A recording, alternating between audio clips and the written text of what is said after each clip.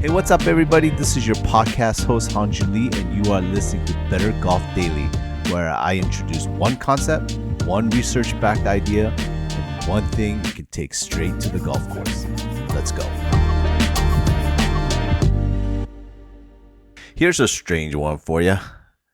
Some of the best golfers in the world, guys who's won majors, who have coaches, who watch video of themselves constantly, have said the exact same thing in interviews. When they finally see themselves on the video, it looks nothing like what they felt like they were doing out there. Nothing. Not a little different, completely different. If the best players on the planet can be that disconnected from their own swing, what does that tell you about the rest of us? Okay, let's get into it. This is part 5, the final episode in our 5-part series, Science of the Swing. This was inspired by the book, The Science of Golf by Will Haskett. So let's do a quick recap of the whole run before we close it out.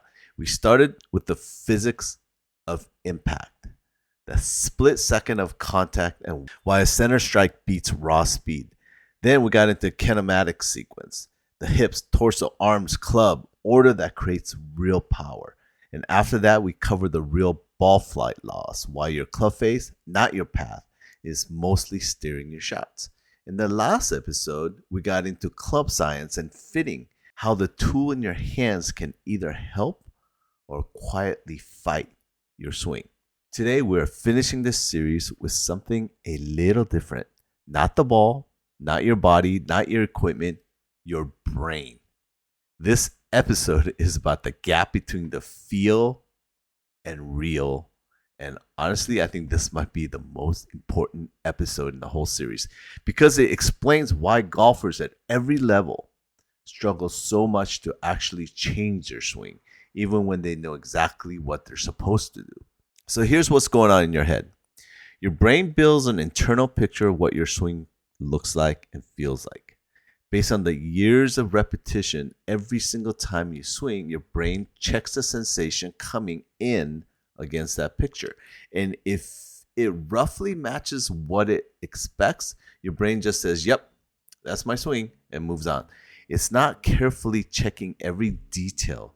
It's pattern matching, fast and a little sloppy.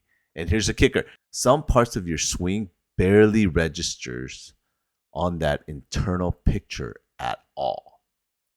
Small things like how much your wrists are hinging or how your hips are rotating. Those movements can be happening in a way that's totally different from what you guess. And you never know because they're just below your radar of what you can actually feel. So this is exactly why a swing change can feel so incredibly wrong at first. Even when it's like completely correct, your brain isn't comparing new movement to what's actually good technique. It's comparing it to your old picture, the one built from years of old habit. So the new correct movement gets flagged as strange, uncomfortable, wrong, purely because it doesn't match the old file. Meanwhile, the actual old swing, the one that was slicing the ball into the trees, felt completely normal the whole time because it matches perfectly with what your brain expected to feel. Did you get all that? Okay, you probably heard pros talk about this exact thing.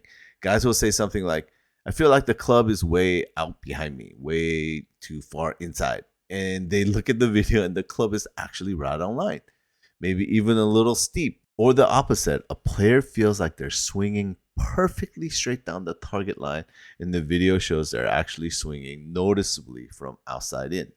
That gap between feel and real isn't a sign that something is wrong with these players. It's just how the brain works.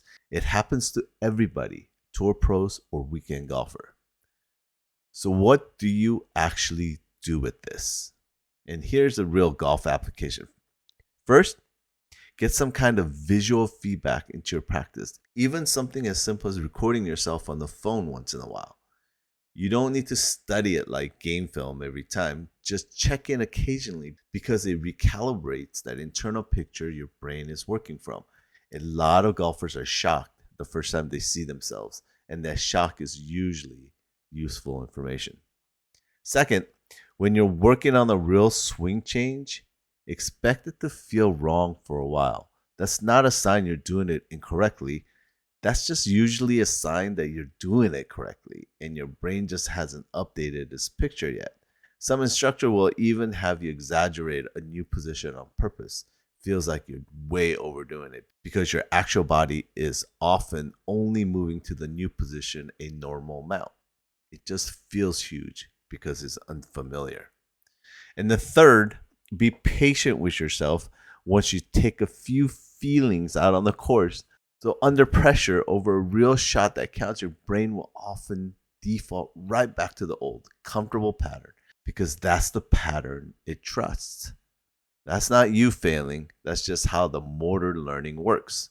It takes real reps in real situation before a new pattern starts to feel like your pattern.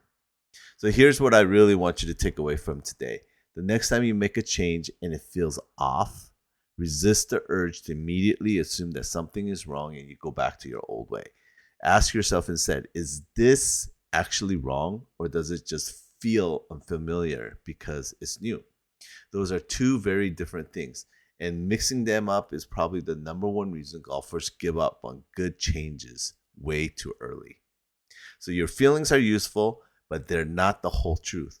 Trust the evidence. Be patient with discomfort and give the new feeling a real chance before you decided it wasn't working. And that wraps up our 5-part series, Science of Swing: impact, sequence, ball flight, equipment, and now the mind. 5 pieces, 1 swing. If you caught all 5, you now understand more about what's actually happening in your swing than most golfers ever will. And that's not a small thing. It's a real knowledge, and the knowledge is exactly what turns into lower scores over time. Okay, thanks for tuning in, everyone. Talk to you next time. Until then, trust the video, not just your feelings. Bye for now.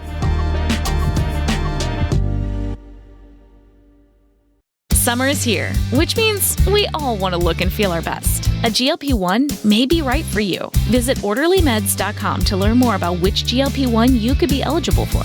Getting started is fast, easy, and happens virtually through telemedicine from licensed professionals. Check it out for yourself. Go to orderlymeds.com/podcast. That's orderlymeds.com/podcast. Taking care of yourself feels great. Compounded medications are not FDA approved. Eligibility required and determined by a licensed provider. Individual results may vary. See website for details.